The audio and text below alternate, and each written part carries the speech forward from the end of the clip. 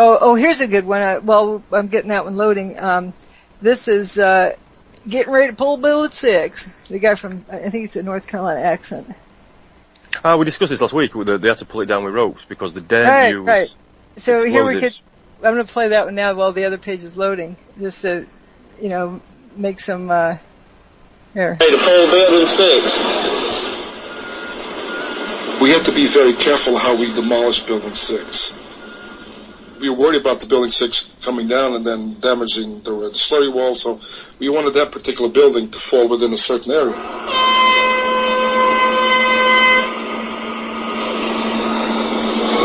Well, we got the cables attached in 4 different locations going up, and they'll be pulling the building to the north. It's not every day you try to pull down an 8-story building with cables. They're worried about it hurting the slurry wall. That's another term for the bathtub. They made it out of slurry to begin with, so they often refer to it as a slurry wall. That little remaining chunk of the western chunk of Building 6 was right adjacent to the bathtub wall. If they used a stick of dynamite, they were worried about it damaging the bathtub wall. Just a little stub of an 8-story building. Right.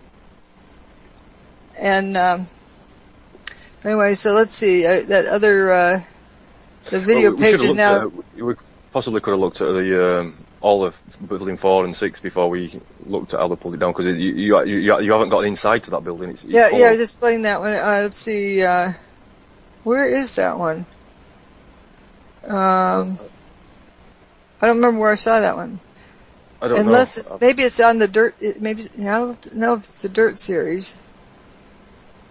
Or was it or was it in a video? Maybe it was the actual video itself that I have on my computer. Yeah, that's what it was. And let's see. No. Well, I'm looking at the one with the woman. I don't know if we won't bother to cover the Building 7 thing right now just yet, but this one with this clip I have of this medical person being interviewed with Building 7 behind her.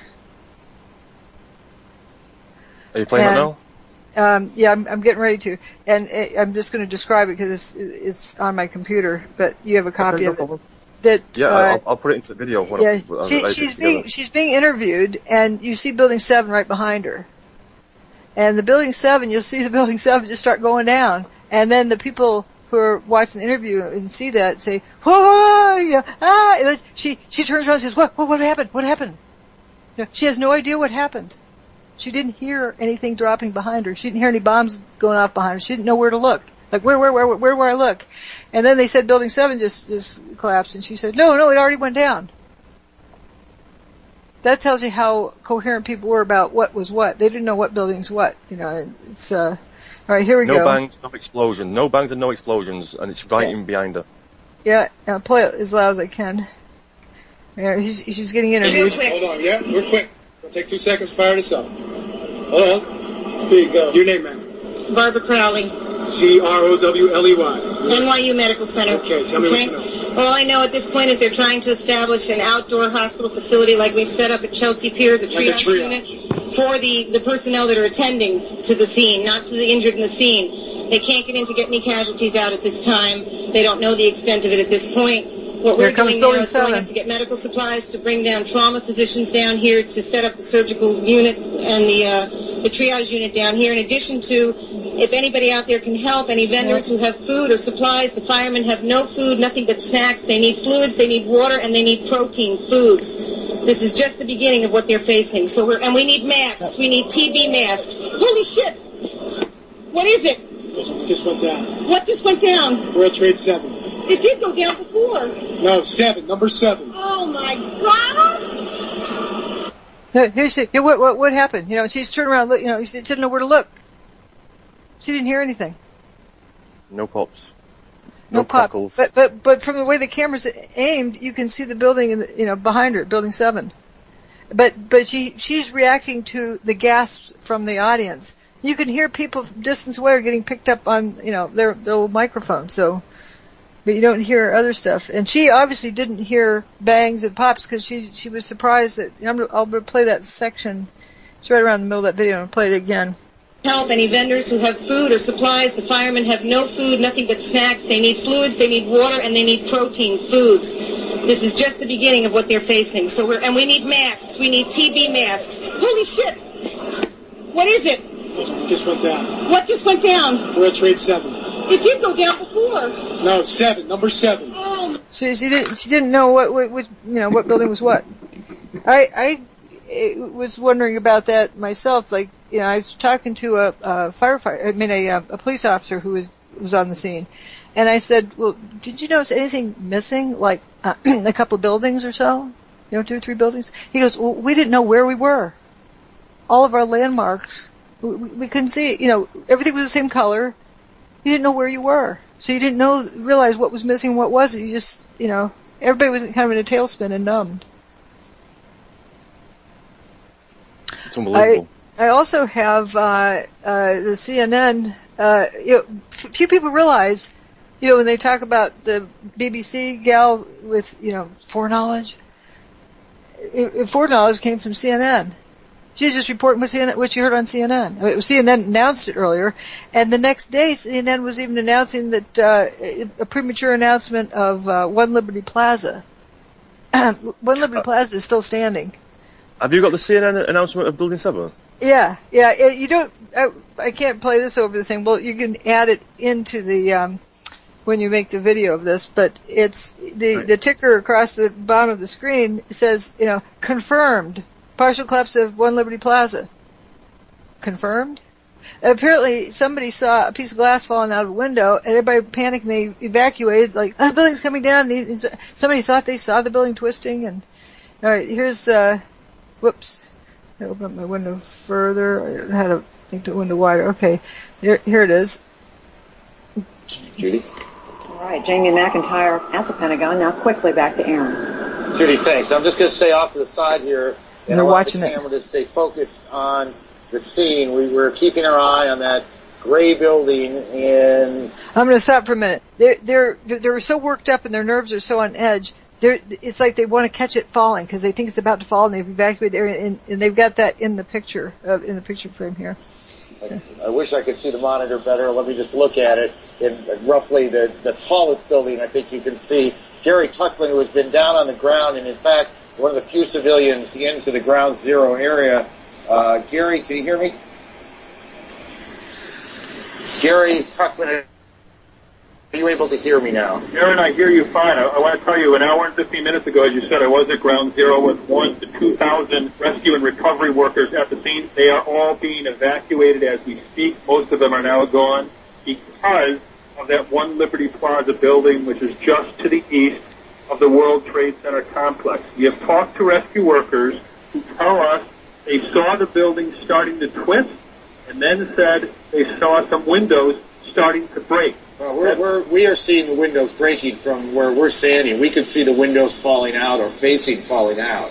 Okay, you have another angle, and you certainly have a better angle than me, because from our angle, and we're to the north of the building, we haven't seen the windows, so it's interesting information. I want to tell you, Aaron, that there are a lot of people who are at the site who are very frightened by that, because they had told us while we were there that they were quite worried about 1 or 2 of the buildings surrounding the World Trade Center complex. They had told us that while we were there, and now they're living through it. We can also tell you the media has been pushed back several blocks also from the perch that we were at, about 4 blocks away from the World Trade Center complex. It's like they're so convinced that building's coming down that they want to watch it.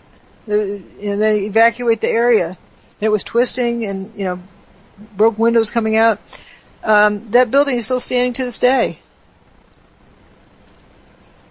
Structurally sound. Yep. It was right across the street from Building 4, diagonally across from the Burger King. It's a 54-story building. That's a big building. That's bigger than Building 7. And somebody thought they saw it twisting. That's a frightened person.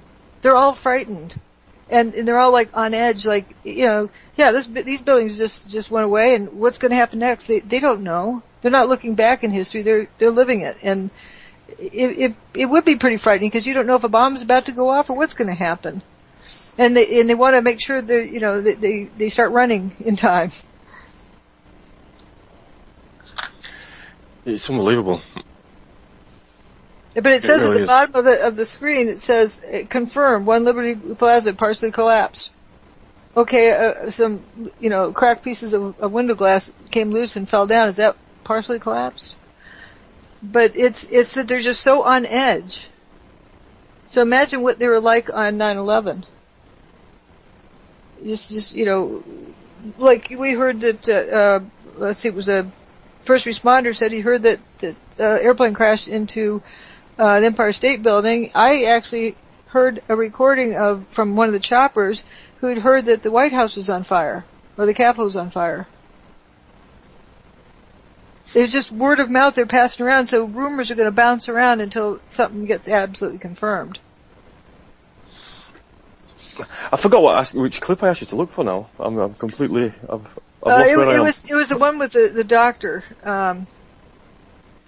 I don't remember where that one is. I don't have it in this stash. So that's why I think it was on a page. Maybe it's on... would it be on my... because we also looked at the Dirt series. Yeah, we did. So it might be on that. That would be... let's see, I'm going to go ahead and leave this one. I think it's Dr. Judy Wood. No, that didn't work.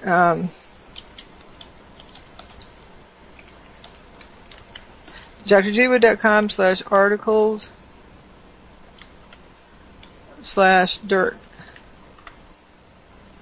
That's where that series is. It's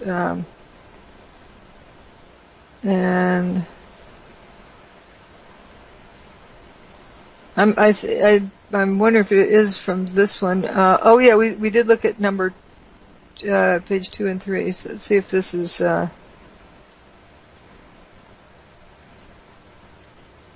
that fuzzball business. Let's see, it's not there. I'm looking on 3 now, because that one was. I tried around the ones we looked at, but I'd forgotten where that was. There's still shots. There's Rudy Giuliani. There's the Gestapo picture.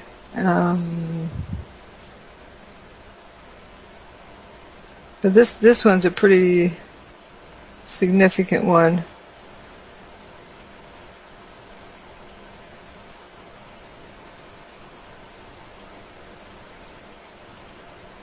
I found it. Yep, it's on Dirt. It's on Dirt 4 page.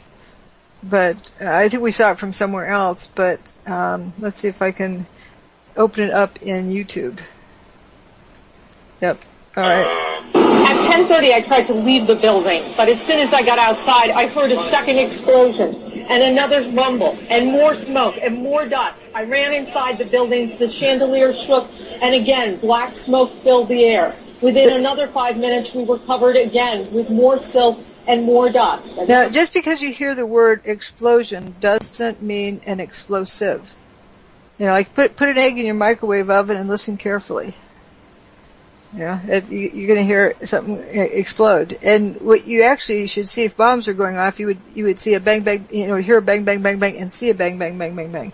But these people are interpreting things the best they can. Fire marshal came in and said we had to leave because if there was... But let's see if I can find... okay. I think this is it. Yep, this is it. It's around the 2-minute mark. Where are all the people? They ask these physicians, where are all the people? And the first doctor they ask, these are people who care about human beings. That's why they went into medicine. And this first doctor they ask, he's going into this engineering explanation. He can't handle the discomfort, the implications. He can't handle. So he goes into this engineering rationalization for why the buildings went down. And then another one, they talk about pulling people out. So I'm going to play it now. I'm starting the 2:09 mark. Here we go.